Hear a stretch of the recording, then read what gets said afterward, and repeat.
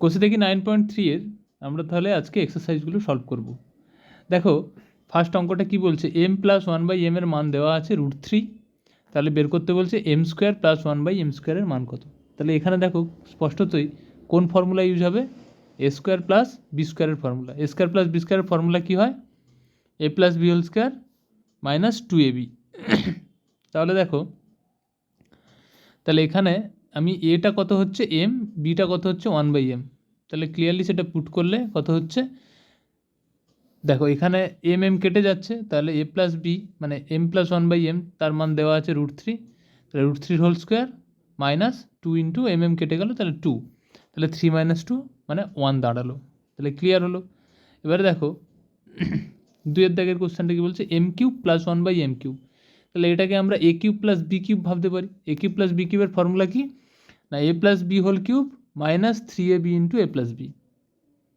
ঠিক আছে, তাহলে এখানে এটা কত m, বিটা কত 1/m। স্পষ্টতই এখানে ভ্যালুগুলো পুট করলে আমরা দেখতে পাচ্ছি m প্লাস 1/m এর মান আমাদের অলরেডি দেওয়া, আর এ বি টার্মটা যেটা m ইন্টু 1/m ওটা তো কেটে গেল, আবার এখানে একটা আছে a প্লাস বি মানে m প্লাস 1/m।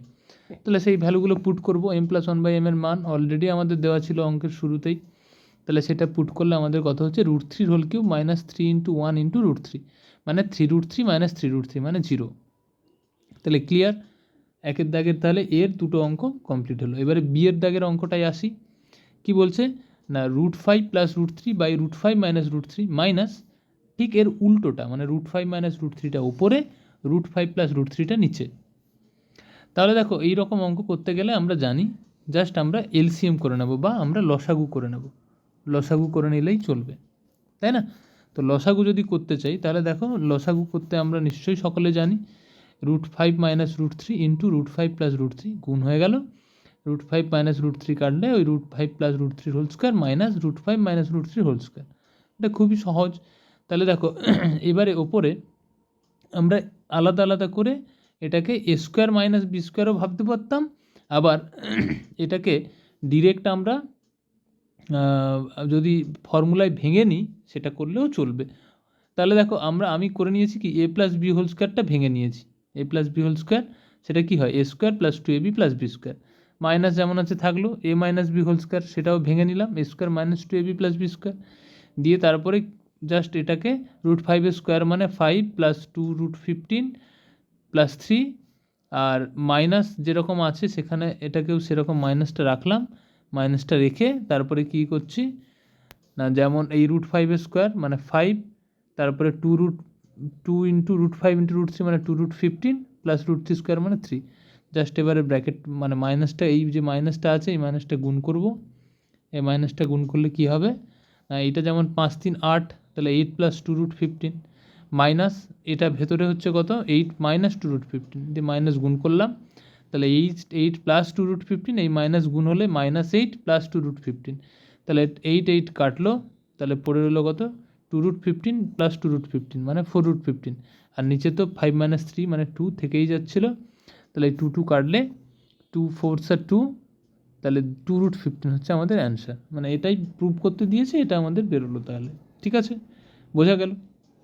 এবারে চলে আসি দুইয়ের দাগের 1 বা দুইয়ের দাগের এ সরল করি।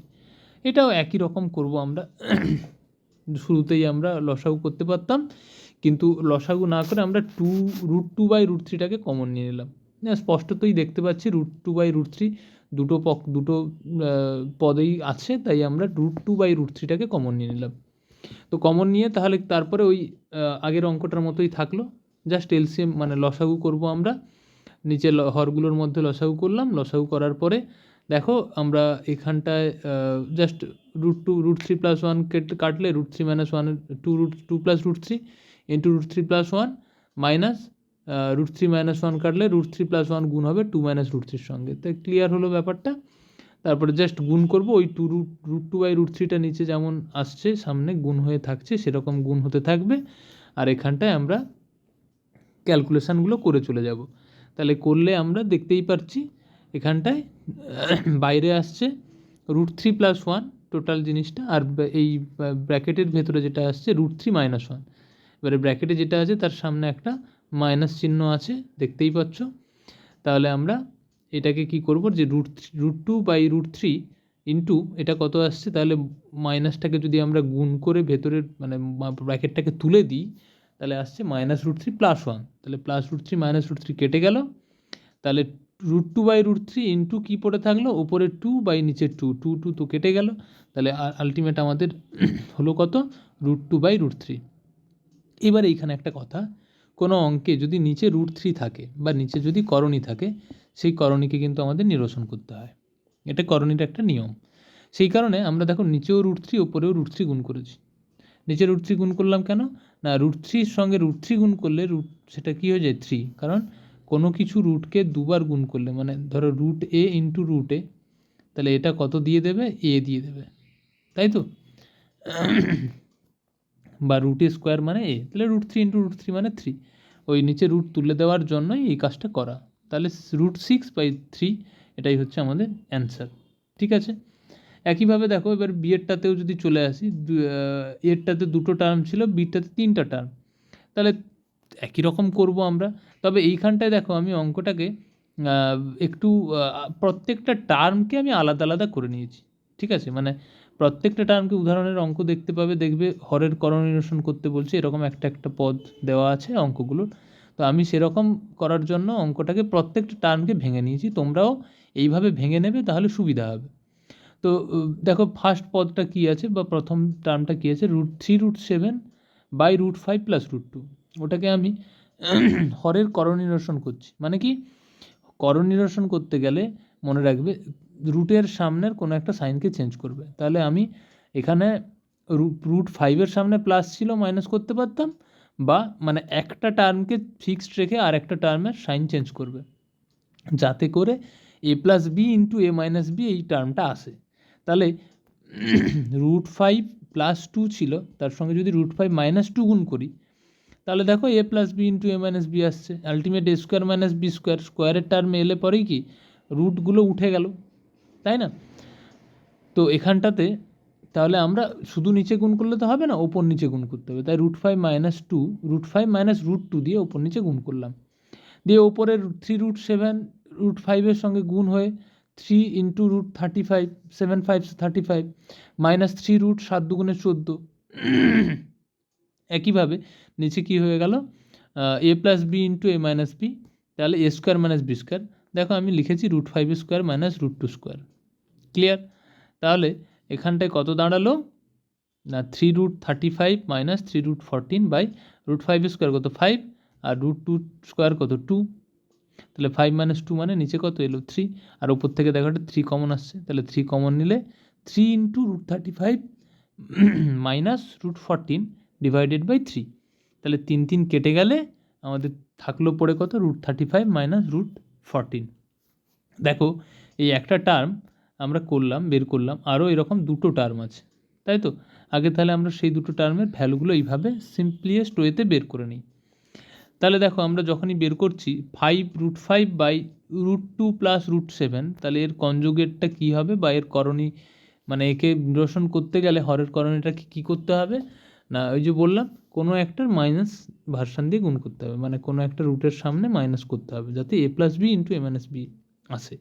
কোনো একটা টার্মকে ফিক্সড রাখবো আর একটা টার্মকে চেঞ্জ করব, সাইনটা চেঞ্জ করব, তাই তো। তাহলে এটা আমরা √7 - √2 দিয়েও গুণ করতে পারতাম, কিন্তু যেহেতু আগে √2 আছে তাই √2টাকে a ধরছি, বির সাইনটাই চেঞ্জ হয়, a+b ইন্টু a-b, তাই √7টাকে প্লাস ছিল সেটাকে মাইনাস করলাম, তাই উপর নিচে গুণ করলাম। গুণ করার পরে দেখো একই কাজ, গুণ করলেই দেখতেই পাচ্ছ 5√10 - 5√35 হবে, আর নিচে হবে 2² মানে √2² - √7² মানে 2 - 7, আর উপরে 5√10 - 5√35, তাহলে 5 যদি কমন নিই তাহলে √10 - √35, আর নিচে একটা -5, তাহলে একটা 5 কেটে গেল, মাইনাস দিয়ে গুণ হয়ে যাবে, তাহলে √35 - √10। একইভাবে আমরা 2√2/√7 + √5 এটাকেও হরের করণ নিরসন করে আমরা এইভাবে সলভ করে করে দেখতে পাচ্ছি। তাহলে এখানে √5 √7 + √5 এর এর অনুবন্ধী করণীটা √7 - √5 দিয়ে গুণ করলাম আমরা, গুণ করার ফলে আমরা দেখো 2√7 14 - 2√10/√7² - √5² মানে কাটাকাটি করলে পরে দেখো পাচ্ছি আমরা √14 - √10। তাহলে এবারে দেখো এই যে ভ্যালুগুলো পেয়েছি এইগুলোই হচ্ছে একটু আমাদের ধরে রাখার বিষয়। এই যে 3টা ভ্যালু পেলাম পরপর, এই ভ্যালুগুলোকেই দেখো এবারে আমি কি করছি, এইখানে বসিয়েছি। আমাদের মান বের করতে বলছে কোনটার, এইটার মান। দেখো এইটার মান পেয়েছিলাম √35 - √14, এইটার মান পেয়েছিলাম √35 - √10, এটার মান পেয়েছিলাম √14 - √10। পেয়েছি, সাইন যেমন আছে তেমন বসিয়েছি। এটা মাইনাস ছিল, এখানে মাইনাস বসিয়েছি। ক্লিয়ার ব্যাপারটা? মানগুলো জাস্ট আমরা বসিয়ে দিয়েছি, এইগুলোর মান বসিয়ে দিয়েছি, সাইন অ্যাজ ইউজুয়াল যেমন ছিল তেমন রেখেছি একদম। তাহলে এবারে জাস্ট ক্যালকুলেশন করা, বন্ধনী তুলে দেবো, ফার্স্ট ব্র্যাকেট তুলে দেবো। ফার্স্ট ব্র্যাকেট তুলে দিলে দেখো সব ক্যান্সেলড আউট হয়ে যাচ্ছে, তাহলে 0 হচ্ছে আমাদের অ্যান্সার। ক্লিয়ার হলো ব্যাপারটা? ওকে। এবার দেখো সি এর অঙ্কটা কি বলছে। এটাও একইভাবে আমরা এটা আছে 4√3/2 - √2, 30/4√3 - 18, √18/3 - 12, √12। এখানেও প্রত্যেকটা টার্মকে ধরে ধরে আমরা করনির্বাচন করব। তাহলে এখানে 2 - √2, তাহলে ওপর নিচে কী দিয়ে গুণ করবো, 2 + √2 দিয়ে। ঠিক আছে, তাহলে ওপর নিচে গুণ করলাম। তাহলে গুণ করতে ব্যাপারটা আমাদের কী হলো তোমরা দেখতেই পাচ্ছ। এটা গুণ করলে ওপরে আসছে 8√3 + 4√6, বাই নিচে আসছে 2² - √2² মানে 4 - √2 আসবে নিচে, আর উপরে একটা 4 কমন নিলে পরে 2√3 + √6। তাহলে এবার 2 2 কাটলে আলটিমেট আসছে যেটা আমাদের, সেটা 4√3 + 2√6 এটা আসছে। সেকেন্ড টার্মটা এরকম সলভ করতে থাকলে আমরা দেখতেই পারছো, সেকেন্ড টার্মটা যদি এরকম করে সলভ করতে থাকলে মানে করনির্বাচন করতে থাকলে আমরা কি পাচ্ছি, আমরা পাচ্ছি 4√3 - 18 প্লাস √18। তাহলে √18 মানে আবার দেখো আমি এখানে ভেঙে দেখিয়েছি, আচ্ছা এটা 48কে ভেঙে দেখিয়েছি। √18কে যদি আমরা ভেঙে দেখাই তাহলে সেটা হবে দেখো 3√2। আচ্ছা এইখানে 48কে যেটা ভেঙেছি সেইটা 16 × 3, আচ্ছা এই যে √4√3² এটা বুঝতেই পারছো আশা করি। 4√3² মানে 4√3 × 4√3, তাহলে 4 4 16 আর √3 3, 16 × 48। এই যে 48টা হলো সেটা এখানে ভেঙে দেখানো হয়েছে। তো আশা করি সেটা বুঝতে পেরেছো। এবারে দেখো তাহলে এবারে √18 মানে আবার আমরা ভেঙে নিতে লিখতেই পারি, এটা তোমরা শিখেছো নিশ্চয়ই, যে 18 মানে কত, 9 × 2, আবার 9-এর থেকে রুট বেরোলে 3 আসে, আর 2 তো থাকে, 2-এর কোনো যেহেতু আর জোড় কিছু নেই তাই 2 রুটের মধ্যে থেকে যায় হলো। একইভাবে তৃতীয় যেটা থাকলো √18/3 - √12, এটাকেও দেখো ওই হরের নিরসন করে আমরা একইভাবে সলভ করলাম। সলভ করতে গিয়ে আমরা আলটিমেট পেলাম কি, দেখো বুঝতেই পারছো, জাস্ট একইভাবে সব অঙ্ক।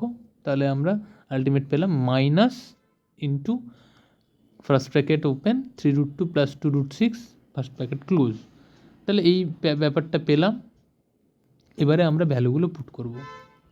ঠিক আছে, দেখো ফার্স্ট 4√3/2√2 মান এটা পেয়েছিলাম, মাইনাস যেমন আছে থাকলো। তারপরে কি আছে 30/4√3 - √18, এটারও ভ্যালু যেমন আছে থাকলো। মাইনাস যেমন আছে বসিয়ে এইটার যে ভ্যালুটা মাইনাসে এসেছিলো তাই মাইনাস সমেতই রেখেছি। আমরা চাইলে গুণ করে দিতে পারতাম কিন্তু মাইনাস দিয়েই রাখলাম। তাহলে হবে কি, এখানে মাইনাস মাইনাস আলটিমেট প্লাস হয়ে যাবে, এটা মাইনাস গুণ হয়ে দুটো মাইনাস দিয়ে দেবে। দিয়ে দেখো আলটিমেট এই যে জিনিসটা এলো এটাকে একটু হিসেব করে ঠিকঠাক করে করতে হবে। 4√3 + 2√6 মাইনাস দিয়ে গুণ হলে -4√3 - 3√2, আর এই মাইনাস মিলে প্লাস হয়ে যাবে, প্লাস হয়ে গিয়ে কত দেবে, প্লাস হয়ে গিয়ে দেবে হচ্ছে +3√2 + 2√6। এবার 3√2 কাটলো, 4√3 কাটলো, তাহলে 2√6 + 2√6 মানে আসছে আমাদের 4√6। ক্লিয়ার হলো। এবারে দেখো ডি এর দাগের অঙ্কটা। ডি এর দাগের অঙ্কটাও সেম অঙ্ক, একই রকম অঙ্ক। তো আমরা একইভাবে প্রত্যেকটা টার্মের আলাদা আলাদা করে করনির্বাচন করে নেব। ঠিক আছে, তাহলে ফার্স্ট টার্মটার করনির্বাচন করলে আমরা 3√3 + √6, তাহলে √3 - √6 দিয়ে উপর নিচে গুণ করব। গুণ করলে পরে আমরা দেখতেই পাচ্ছি আলটিমেট, বুঝতেই পারছো তোমরা, জাস্ট দেখে নাও, আমি এটা একটু স্কিপ করছি, লাস্ট টার্মটা কী আসছে সেটাই শুধু দেখাচ্ছি, 2√3 মাইনাস √6। ক্লিয়ার? এখানটায় মাইনাসটা গুণ করে দিয়েছি। একইভাবে সেকেন্ড টার্মটাকে যখন আমরা হরের করণীয়সন করছি, তাহলে একইভাবে সেম প্রসেস, সেম কাজ, √6 প্লাস √2, √6 মাইনাস √2 দিয়ে গুণ করেছি। তোমরা চাইলে √2 মাইনাস √6 দিয়েও গুণ করতে পারতে।